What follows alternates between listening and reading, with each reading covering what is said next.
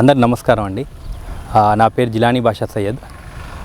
నేను మా కజిన్ మొహమ్మద్ ఖాదీర్.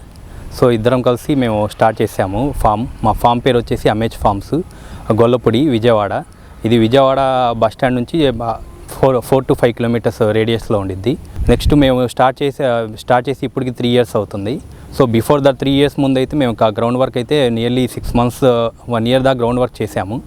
మన కజిన్ వచ్చేసి CIRGలో ట్రైనింగ్ తీసుకున్నారు. ట్రైనింగ్ తీసుకున్న తర్వాత నెక్స్ట్ ఫామ్ స్టార్ట్ చేద్దామని ప్లానింగ్తో స్టార్ట్ చేసాము.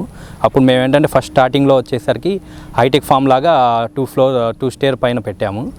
అప్పుడు మేము ఎప్పుడైతే స్టార్ట్ చేసామో అప్పుడు ఓన్లీ ఒక షీప్తో స్టార్ట్ చేసాము. ఒక పిల్లని తీసుకొచ్చి పెంచి నెమ్మదిగా ఒక 1 month తర్వాత నెక్స్ట్ సెకండ్ వన్ యాడ్ చేసాము. అలాగా టూ షీప్స్, నెమ్మదిగా ఏమో మళ్ళీ 3, అలాగ 10 తర్వాత 15, అలా ఒక బ్యాచ్గా 30 దాకా మామూలుగా హైటెక్ ఫామ్లోనే మేము మెయింటైన్ చేసాము. 1 year అక్కడే మెయింటైన్ చేసిన తర్వాత నెక్స్ట్ ఫర్దర్గా ఎక్స్పాన్షన్ కోసం మేము ఇలాగా మన ఓన్ ప్లేస్ ఉంటే ఓన్ ప్లేస్లోకి మూవ్ అయ్యాము మేము. సో ఇప్పుడు దీంట్లో ఏంటంటే మెయిన్ ఎవరైనా ఫామ్ స్టార్ట్ చేసేటప్పుడు ఏంటంటే వీడియోస్ ఏదైతే షేర్ చేస్తున్నారో ఆ వీడియోస్ని బ్లైండ్గా ఫాలో అవ్వకుండా గ్రౌండ్ వర్క్ అనేది కంపల్సరీ చేయండి. గ్రౌండ్ వర్క్ చేసినప్పుడు మీకు ఎగ్జాక్ట్ ఇన్ఫర్మేషన్ తెలిసిద్ది. థియరిటికల్గా చూసి మాత్రం దయచేసి దిగబాకండి. ప్రాక్టికల్ నాలెడ్జ్ ఉండాలి, కంపల్సరీగా ఇన్ఫర్మేషన్ ఉండాలి. నెక్స్ట్ స్టార్ట్ చేసేటప్పుడు మినిమం ఎంత మీకు బడ్జెట్ ఉన్నా కానీ లోతో స్టార్ట్ చేయండి. ఎందుకంటే బడ్జెట్ ఉందని మేము ఇన్వెస్ట్మెంట్ చేసిన తర్వాత అది లాస్ అయితే మళ్ళీ రికవర్ అవ్వడానికి చాలా టైం పట్టిద్ది. సో బెటర్ ఏంటంటే మా సజెషన్ ఏంటంటే మినిమంతో స్టార్ట్ చేయండి. దాంట్లో ఉన్న లోటుపాట్లు తెలుసుకున్న తర్వాత ఫర్దర్గా మూవ్ అవ్వండి. ఇది మా తరపు నుంచి ఫస్ట్ సజెషను. అండ్ నెక్స్ట్ మా ఫామ్లోకి వచ్చేసరికి అలా 30తో స్టార్ట్ చేసాం కాబట్టి 30 అయిన 1 year తర్వాత నెక్స్ట్ అలాగా మన ఫామ్లోకి అదే ఓన్ ప్లేస్లోకి స్టార్ట్ అయ్యాము మేము. సో ప్రతి మెటీరియల్ని ఫస్ట్ క్వాలిటీతో తీసుకోవడం, అలా కాస్ట్ మనకేంటంటే ఓన్ ప్లేస్ కాబట్టి మేము కాస్ట్ కూడా కొద్దిగా ఇన్వెస్ట్మెంట్ అనేది ఎక్కువే చేసాము. బికాజ్ ఆల్రెడీ మేము 30 యానిమల్స్తో 1 year మేము జర్నీ చేసాం కాబట్టి దాంట్లో ఉన్న లోటుపాట్లు తెలిసే కాబట్టి ఫర్దర్గా మేము ఫిక్స్డ్ మన ఎసెట్స్ ఉన్నాయి కాబట్టి దాంట్లో మనం స్టార్ట్ చేసుకున్నాము. నెక్స్ట్ ఎప్పుడైనా ఫామ్లోకి ఏదైనా జీవాలు తెచ్చుకునేటప్పుడు కంపల్సరీగా వాళ్ళకి ఫస్ట్ వాటర్తో కొద్దిగా క్లీన్ చేయండి, అంటే స్నానం లాగా చేయండి. నెక్స్ట్ వచ్చేసరికి వచ్చిన తర్వాత కంపల్సరీగా డీవార్మింగ్ అనేది ప్లాన్ చేసుకోండి. డీవార్మింగ్ తర్వాత వాళ్ళు ఏదైతే మెడిసిన్ ఏదైనా వాడారో తెలుసుకోండి. మ్యాక్సిమం ఏంటంటే రైతుల దగ్గర నుంచి ప్రిఫర్ చేయండి. ఎందుకంటే రైతుల దగ్గర కొద్ది క్వాలిటీగా ఉంటాయి. మోర్టాలిటీ రేట్ చాలా తక్కువ ఉండిద్ది రైతుల దగ్గర నుంచి అయితే మీరు ఎప్పుడైతే పర్చేస్ చేశారో.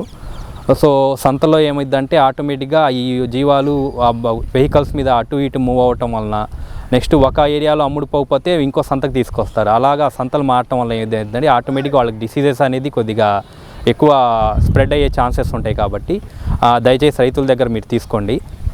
సో దీనివల్ల ఏంటంటే రైతులు కూడా కొద్దిగా బెనిఫిట్ ఉండిద్ది. అట్ ద సేమ్ టైం మీకు కూడా క్వాలిటీ అనేది మీకు ఇన్పుట్ అయ్యిద్ది. సో ఎప్పుడైతే క్వాలిటీ ఇన్పుట్ అయిందో ఆటోమేటిక్గా మీకు మోర్టాలిటీ రేటు తగ్గిద్ది, ఓవర్కమ్ చేసుకోవచ్చు. అట్ ద సేమ్ టైం ఏంటంటే నెక్స్ట్ వాళ్ళకి గ్రోత్ కూడా చాలా ఎక్కువ ఉండిద్ది. ఎందుకంటే రైతుల దగ్గర వాళ్ళు చాలా కేరింగ్ తీసుకుంటారు కాబట్టి అదే కేరింగ్ మీరు ఎప్పుడైతే మెయింటైన్ చేశారో ఆటోమేటిక్గా మీ గ్రోత్ కూడా అలాగే ఉండిద్ది. సో ఇలా ప్లాన్ చేసుకోండి.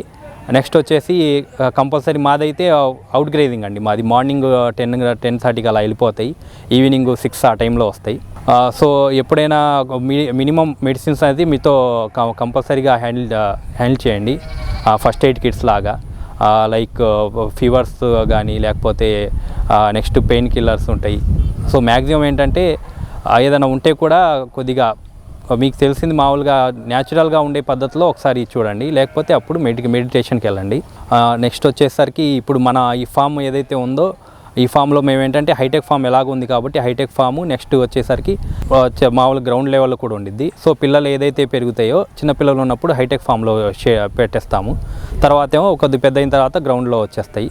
నెక్స్ట్ పర్చేస్ చేసేటప్పుడు హౌ టు పర్చేజ్ అనేది మ్యాక్సిమం ఏంటంటే అందరూ 2 months 3 months పిల్లలు ఉంటాయి, అవి తీసుకుంటుంటారు సంతలో వెళ్ళి.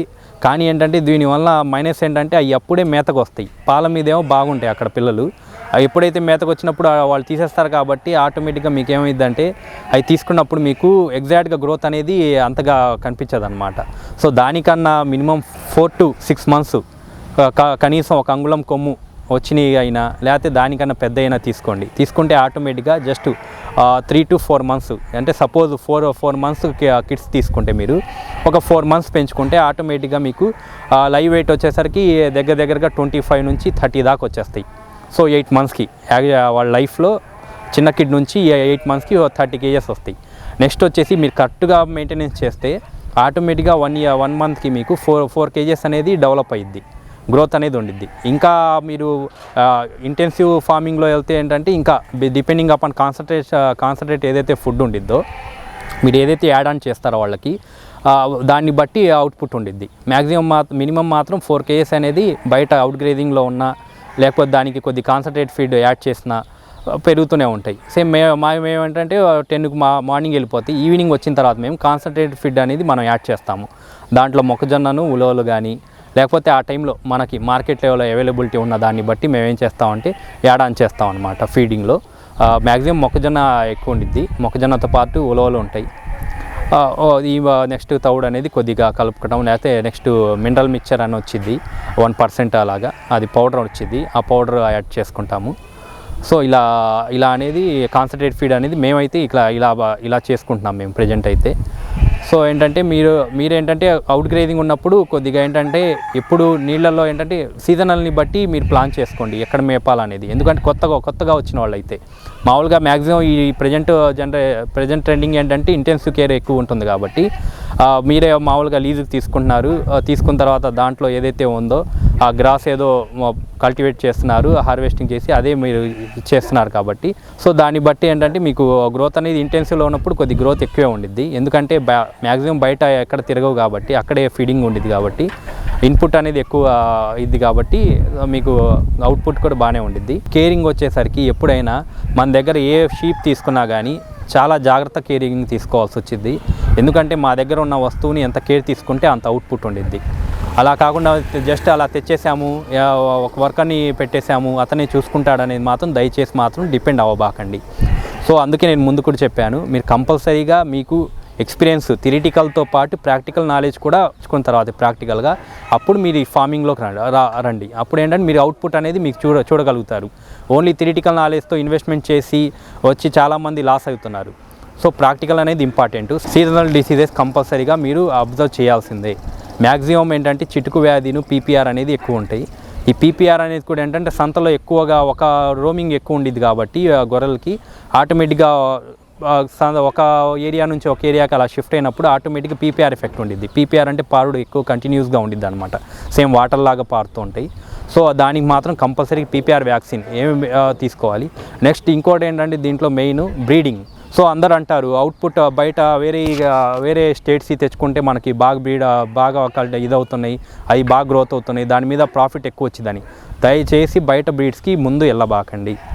ఫస్ట్ మీ ఏరియాలో ఉన్న దాంతో స్టార్ట్ చేయండి. ఎందుకంటే నేను ఇప్పుడు ఉన్నాను, మా ఏరియాలో నేను ఉన్నప్పుడు ఏంటంటే నాకు తెలుసు ఈ క్లైమేట్కి అట్మాస్ఫియర్కి నేను మ్యాచ్ అవుతాను. సో ఈజీగా నేను ఇక్కడ సర్వే అవుతాను. నేను ఈ స్టేట్ నుంచి అదర్ స్టేట్కి వెళ్ళినప్పుడు అక్కడ ఫుడ్కి నేను అలవాటు అవ్వడానికి మినిమం 1 month 2 months పడతాయి. ఇన్ కేసు ఫుడ్ అలవాటు అయితే పర్లేదు, ఫుడ్ అలవాటు అవ్వకపోతే మళ్ళీ నేనేమో ఇక్కడ ఉన్న గ్రోత్ అక్కడ ఉండదు. సేమ్ అలాగే యానిమల్స్లో కూడా ఏంటంటే ఒక స్టేట్కి తెచ్చుకున్నప్పుడు కంపల్సరీగా ఇక్కడ ఫుడ్కి అలవాటు అవ్వాలంటే టైం పట్టిద్ది. మీరు ఫార్మింగ్ చేస్తున్నారు, దీంట్లో మీ మినిమం మానిటరింగ్ ఎక్స్పెక్టేషన్ చేస్తున్నారు కాబట్టి కంపల్సరీగా ఏంటంటే లోకల్లీ తెచ్చుకోండి. లోకల్లో ఏంటంటే ఇమ్యూనిటీ పవర్ ఉండిద్ది. సరౌండింగ్స్ మొత్తం వాళ్ళు ఏంటంటే మీరు ఒక 10 kilometers ఒక 50 kilometers నుంచి వచ్చినా అవి వాళ్ళ ఏరియాలాని ఫీల్ అవుతాయి. గొర్రెలు కూడా ఏ జీవం అయినా ఏంటంటే సరౌండింగ్స్ మీ ఏరియాలో అయితే ఆ ఏరియాలాని ఫీల్ అవుతాయి. అదే బయటికి తెచ్చుకుంటే ఆటోమేటిక్గా ఏమో వాళ్ళకి ఏరియా డిఫరెంట్ వచ్చింది, నెక్స్ట్ క్లైమేట్ డిఫరెన్స్ వచ్చింది. ఈ మొత్తాన్ని ఓవర్కమ్ చేసి మళ్ళీ గ్రోత్ అవ్వాలంటే టైం పట్టిద్ది. సో ఏంటంటే స్టార్ట్ చేసినప్పుడు దయచేసి బయట బీడ్స్కి వెళ్ళబాకండి. సో లోకల్ బీడ్తో స్టార్ట్ చేసుకోండి, మినిమంతో స్టార్ట్ చేసుకోండి, నెమ్మదిగా గ్రోత్ యాడ్ ఆన్ చేసుకుంటూ వెళ్ళండి.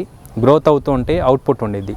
కమింగ్ టు మార్కెటింగ్ వచ్చేసరికి మార్కెటింగ్లో మెయిన్ ఏంటంటే మీరు కస్టమర్ టేస్ట్ అండ్ హ్యాబిట్స్ని కంపల్సరీ ఫాలో అవ్వాల్సి వచ్చింది.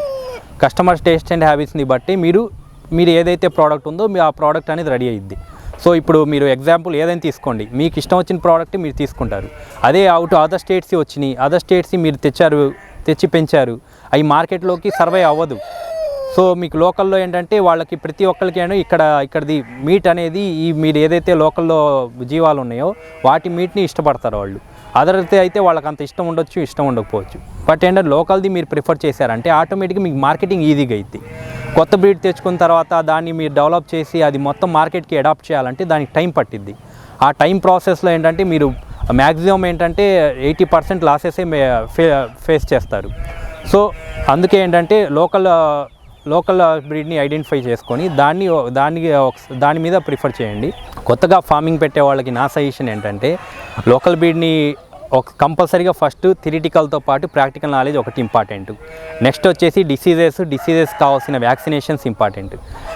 తర్వాత నెక్స్ట్ వచ్చేసరికి లోకల్ బ్రీడ్ని ప్రిఫర్ చేయండి ఫస్ట్ మార్కెట్కి సంబంధించింది. కస్టమర్ నీడ్స్ని బట్టే మీరు మార్కెట్కి నెక్స్ట్ మీరు ఏదైతే గ్రోత్ చేస్తున్నారో మీరు జీవాలు అవి మార్కెట్కి వెళ్ళాలి కాబట్టి కంపల్సరీ కస్టమర్ టేస్ట్ అండ్ హ్యాబిట్స్ని కంపల్సరీ మీరు ఫాలో అవ్వాల్సింది. నెక్స్ట్ వచ్చేసి మా అమేజ్ ఫార్మ్స్లో మేమేం చేస్తామంటే మినిమమ్ 5 months ఎబోవ్ తెచ్చుకుంటున్నాం. ప్రజెంట్ అయితే యాజ్ ఆఫ్ నో అయితే 5 to 6 months తెచ్చుకుంటున్నాము. ఈవెన్ కస్టమర్ ఈవినింగ్ వచ్చినా మేము సేల్ చేసే ప్రాసెస్లో ఉన్నాం ప్రజెంట్ అయితే. ప్రీవియస్లో ఏంటంటే మనం తెచ్చామంటే ఈ టైం నుంచి ఈ టైం ల్యాకింగ్ ఉండేది మనకి. ఆ టైం దాకా ఏమో మనం ఏంటంటే గ్రోత్ చేసేవాళ్ళం. తర్వాత నుంచి మేము ఫెస్టివల్స్కి అలాగే సేల్ చేసేవాళ్ళం. బట్ ఏంటంటే ఇప్పుడు నెక్స్ట్ మనకు రొటేషన్ కానీ నెక్స్ట్ మనం ఫర్దర్గా మేము మూవ్ అవుతున్నాం కాబట్టి ఆటోమేటిక్గా ఈరోజు మార్నింగ్ నేను తెచ్చుకున్నా ఈవినింగ్ అయినా నేను సేల్ చేసే అలాగా ఉద్దేశంతోనే అలాంటి జీవాల్ని నేను ప్రిఫర్ చేసుకుంటున్నాను ప్రజెంట్ అయితే. సో ఏంటంటే అప్పుడు ఏంటంటే నాకు కస్టమర్ని నేను ఈరోజు లేదు అని చెప్పకూడదు. ఎప్పుడైనా ఫార్మింగ్ ఏదైనా బిజినెస్లో కస్టమర్ వచ్చినప్పుడు ఇది నా దగ్గర లేదు అని మాత్రం చెప్పకండి. ఏదైనా ఉంటే అతనికి ఇవ్వడానికి ట్రై చేయండి. ఎందుకంటే కస్టమర్ ఎప్పుడు వస్తాడో తెలియదు. వచ్చిన అతన్ని లేదు ఈసారి రండి 2 months తర్వాత మా దగ్గర ఉంటాయని మీరు ఎప్పుడైతే పంపించారో ఆటోమేటిక్గా మౌత్ కమ్యూనికేషన్ అనేది వర్డ్ ఆఫ్ మౌత్ అనేది తొందరగా స్ప్రెడ్ అయ్యిద్ది. సో వర్డ్ ఆఫ్ మౌత్లో మీరు ఆటోమేటిక్గా అక్కడ లేదు అని చెప్పేసి వాళ్ళు నలుగురు చెప్తారు. అది స్ప్రెడ్ అయిందంటే మీకు మార్కెట్కి అదే మైనస్ పాయింట్ అయ్యిద్ది. సో కస్టమర్ ఎప్పుడు వచ్చినా మినిమం ప్రాఫిట్ అనేది పక్కన పెట్టండి, కస్టమర్కి ముందు ఇవ్వడానికి ట్రై చేయండి. అప్పుడు ఏంటంటే ఆటోమేటిక్గా మీకు ఆ వర్డ్ ఆఫ్ మౌత్ అతనే స్ప్రెడ్ అవుతుంది, మార్కెట్ చేసుకుంటాడు కాబట్టి మీకు మార్కెట్ టెక్నిక్లో ఇది వర్డ్ ఆఫ్ మౌత్ అనేది ఇంపార్టెంట్. నెక్స్ట్ అనేది జెన్యూనిటీ మెయింటైన్ చేయాలి. Maximum genuinity. వాళ్ళ కస్టమర్ ఏంటంటే చాలామంది తెలియక వస్తారు. తెలియక వచ్చినప్పుడు వాళ్ళకి ఎక్స్ప్లెనేషన్ ఇవ్వండి. సో ఇలా ఉండిద్ది, దీంట్లో ఇలా మీట్ వచ్చిద్ది సో అని జెన్యూన్గా మీరు ఎప్పుడైతే చెప్పారో ఈరోజు కస్టమర్ మీకు బయటికి వెళ్ళినా నెక్స్ట్ సారి కంపల్సరీగా మీ దగ్గరకు వస్తాడు. సో మా అమేజ్ ఫార్మ్స్కి అదే మనకి మెయిన్ స్ట్రెంత్ ఏంటంటే కస్టమర్ని వచ్చినప్పుడు మేము ఎక్స్ప్లెనేషన్ చేస్తాం. తెలిసి వచ్చిన వాళ్ళకైతే మేమేం చెప్పము, ఎందుకంటే వాళ్ళకి మ్యాక్సిమం తెలుసు కాబట్టి. కొంతమంది వస్తారు మా కస్టమర్స్, మాకేం తెలియదండి ఇప్పుడే రీసెంట్గా ఈసారి ఈ ఫెస్టివల్కి ఇలా ప్లాన్ చేస్తున్నాను అని వస్తారు. సార్ ఫెస్టివల్ ప్లాన్ చేస్తే ఇలా తీసుకోండి, ఇది ఇంత మీట్ వచ్చిద్ది అని చెప్పేసి దాని ప్రకారం మేము చెప్తాం. సపోజ్ మా 30 వెయిట్ ఉందనుకోండి, మేము లైవ్ వెయిట్ ప్రకారం ఇస్తాం మేము ఇక్కడ సేలు. సో లైవ్ వెయిట్లో 30 ఉందనుకోండి, 30 kgs లైవ్ వెయిట్ ఉంటే 14.5 నుంచి 15.5 దాకా మీట్ వచ్చింది అనమాట. సో 50% మీట్ అనేది వచ్చింది. సో దానికన్నా ఏంటంటే అందరు చెప్తారు ఒకంత పోయిద్ది 3 ఇంతలు వచ్చిద్దని. అదైతే మేము ఇప్పుడు దాకా మాకైతే అది మేము ఫైండ్ అవుట్ చేయలేకపోయాము. మ్యాక్సిమం ఏంటంటే 50% అనేది వచ్చింది మీట్ అనేది. అవుట్ గ్రేడింగ్ కాబట్టి మేము వాళ్ళకి కస్టమర్కి ముందే చెప్పేస్తాం, సార్ మార్నింగ్ వెయిట్స్ మేము ఎలా ప్రిఫర్ చేస్తాము, మీరు కూడా మార్నింగ్ వస్తే ఎర్లీ మార్నింగ్ ఉంటే అవి కూడా కరెక్ట్గా, ఎందుకంటే ఈవినింగ్ దాకా మేత వస్తాయి కాబట్టి మార్నింగ్ వెయిట్ ప్రకారం మేము ఇవ్వడానికి మేము ఎక్కువ ఇచ్చేస్తుంటాము. సో దీనివల్ల ఏంటి జెన్యూనిటీ పెరిగిద్ది. జెన్యూనిటీ పెరిగినప్పుడు కస్టమర్ లాయల్గా ఉంటాడు మనకి. ఎప్పుడైనా జెన్యూనిటీ, బిజినెస్లో జెన్యూనిటీ ఉంటే కస్టమర్ మీకు ఎక్కడికి పోడు. లాయల్ కస్టమర్ అది అయ్యాడంటే ఆటోమేటిక్గా మీకు పబ్లిసిటీ మొత్తం ఆ లాయల్ కస్టమర్తోనే మ్యాక్సిమం అయిపోయింది మార్కెటింగ్. సో బిజినెస్లో కంపల్సరీ జెన్యూనిటీ మెయింటైన్ చేయండి. ఈవెన్ ప్రాఫిట్స్ అంత ఎక్స్పెక్టేషన్ చేయకపోయినా సాటిస్ఫాక్షన్ ఉండిద్ది. ఆటోమేటిక్గా ప్రాఫిట్ అనేది తగ్గిన సాటిస్ఫాక్షన్తో అయినా కొద్ది ప్రాఫిట్స్తో అలా మూవ్ అవ్వచ్చు అనమాట. మన ఫామ్లో ప్రాఫిట్స్ గురించి అయితే మాత్రం ఫస్ట్ ఇయర్ అయితే మేము కొద్దిగా లాసెస్ అనేది బాగా ఫేస్ చేసాము మేము. సెకండ్ ఇయర్ ఏమో కొద్దిగా BEP బ్రేక్ ఈవెన్ పాయింట్కి రీచ్ అయ్యాము మేము.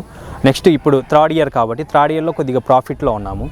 సపోజ్ ఒక జీవం సేల్ చేసిన మినిమం ఏంటంటే నేను చెప్పాను కదా మార్నింగ్ తెచ్చుకున్నా కూడా ఈవినింగ్ ఇస్తానని చెప్పేసి, దాన్ని బట్టి బ్యారియర్స్ చేసుకొని ఎలా చేసుకున్నా కానీ ప్రాఫిట్లోనే మినిమం 10% అయినా ప్రాఫిట్లో ఉంటాం మేము.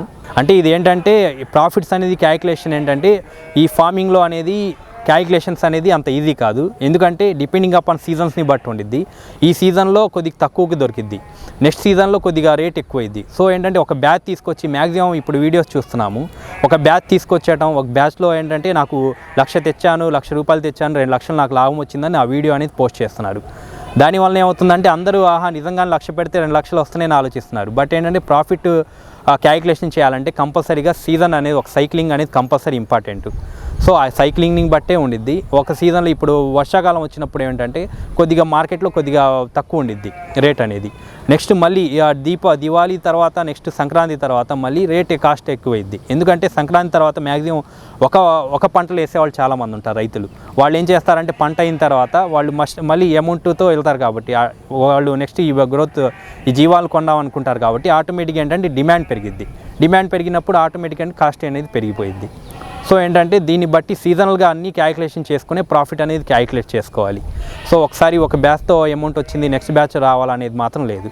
బట్ ఓవరాల్గా ఏంటంటే కంపల్సరీగా మీరు జెన్యూన్గా కానీ నెక్స్ట్ కరెక్ట్గా బ్యాలెన్స్ చేసుకుంటూ వెళ్తే ప్రాఫిట్స్ అనేది మీరు కూడా చూస్తారు. ఏమైనా మేము కూడా ఏంటంటే అమేజ్ ఫార్మ్స్లో ఇప్పుడు మేము ప్రజెంట్ ప్రాఫిట్లో ఉన్నాం. ప్రజెంట్ యాజ్ ఆఫ్ నో అయితే పర్లేదు. ఒక బ్యాచ్ మనం ఒక 30 తీసుకుంటే ఒక 500 నుంచి 1000 దాకా ఒక జీవం మీద ప్రాఫిట్లో ఉన్నాం మేము ప్రజెంట్ అయితే.